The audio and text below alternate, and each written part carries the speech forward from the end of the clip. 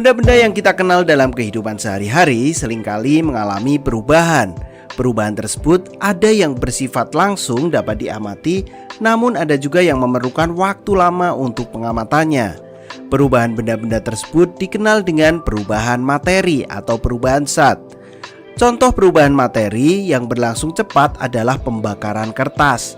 Sedangkan contoh perubahan materi yang memerlukan waktu yang relatif lama adalah proses berkaratnya besi. Sebelum lebih jauh membahas tentang perubahan materi, kamu perlu mengetahui tentang sifat-sifat zat terlebih dahulu.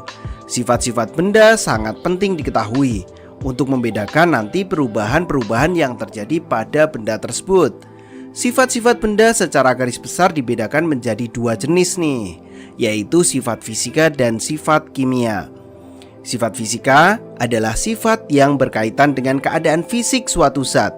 Sifat fisika termasuk di dalamnya adalah bentuk, warna, bau, kekerasan, titik didih, titik beku, titik leleh, daya hantar, ukuran partikel dan massa jenis atau densitas di sini. Sedangkan sifat kimia merupakan sifat zat yang berhubungan dengan mudah atau sukarnya zat tersebut untuk bereaksi secara kimia. Secara kimia ya. Sifat kimia itu ciri-ciri yang berhubungan dengan terbentuknya jenis zat jenis baru. Sifat kimia itu antara lain adalah mudah terbakar, membusuk, mudah meledak, berkarat, dan beracun. Kelihatannya mudah untuk dipahami ya. Mudah terbakar, membusuk, mudah meledak, berkarat, dan beracun. Itu adalah sifat-sifat kimia. Nah, setelah kita mengenal sifat fisika dan sifat kimia, kita akan mempelajari perubahan fisika dan perubahan kimia. Perubahan suatu materi dapat berlangsung melalui dua cara, yaitu perubahan fisika dan perubahan kimia. Yang pertama adalah perubahan fisika. Perubahan fisika adalah perubahan zat yang tidak disertai dengan terbentuknya zat baru. Jadi tidak terbentuk zat baru ya. Komposisi materi tersebut juga tidak akan berubah. Misalnya nih, es yang mencair. Baik dalam bentuk padat maupun dalam bentuk cair, keduanya tetaplah air, yaitu H2O, bukan yang lain.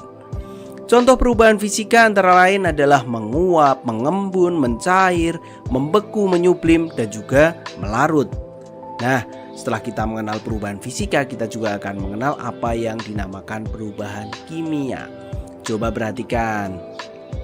Kayu yang dibakar, apakah kayu sebelum dan setelah dibakar akan menghasilkan zat yang sama? Tentu tidak. Kayu sebelum dibakar itu mengandung serat selulosa, serat yang menyebabkan bahwa kayu itu keras. Namun setelah dibakar berubah menjadi arang, atau yang sering disebut juga dengan karbon. Dengan demikian, pada proses pembakaran kayu diperoleh zat baru yang memiliki sifat berbeda dari sifat zat sebelumnya. Proses pembakaran kayu yang mengakibatkan terbentuknya zat baru merupakan salah satu contoh perubahan kimia. Nah, pembakaran kayu ini merupakan contoh dari perubahan kimia. Contoh lain perubahan kimia yang sering terjadi di alam adalah proses perkaratan besi. Nah, dari proses tadi kita dapat definisikan bahwa perubahan kimia adalah perubahan zat yang menghasilkan zat baru dengan sifat kimia yang tentunya berbeda dengan sifat asalnya. Nah, zat baru yang terbentuk dalam perubahan kimia disebabkan adanya perubahan komposisi materi. Perubahan tersebut dapat berupa penggabungan sejumlah zat atau penguraian suatu zat. Berlangsungnya perubahan kimia dapat diketahui dengan ciri-ciri sebagai berikut. Coba perhatikan Mr. Klik nih, ada beberapa ciri yang mengidentifikasikan bahwa ini adalah perubahan kimia. Ini yang perlu kalian perhatikan, bahwa misalnya ciri-ciri ini perubahan kimia, kita tahu, kita pasti langsung tahu selain perubahan kimia adalah perubahan fisika. Ciri yang pertama adalah terbentuk zat baru. Ciri yang kedua terbentuknya gas. Yang ketiga adalah terbentuknya endapan. Yang keempat adalah terjadi perubahan warna. Dan yang kelima adalah terjadi perubahan suhu. Jadi selain 5 ini adalah perubahan fisika. Coba kita ulang. Yang pertama adalah terbentuknya zat baru. Yang kedua adalah terbentuknya gas. Yang ketiga adalah terbentuknya endapan.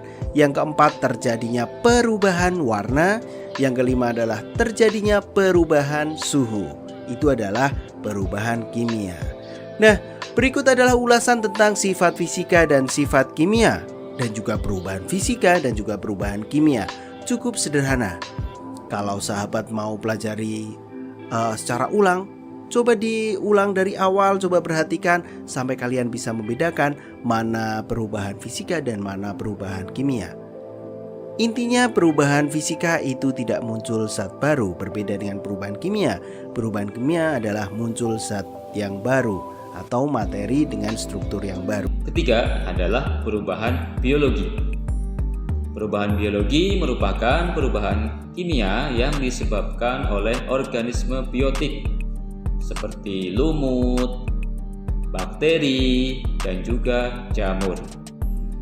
Layaknya perubahan kimia, perubahan biologi juga dapat menghasilkan zat yang baru yang sama sekali berbeda dengan sifat awal zatnya.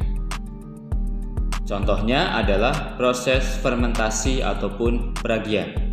Yang banyak kita jumpai itu adalah proses pembuatan tape dari singkong yang kemudian difermentasi dengan bantuan ragi.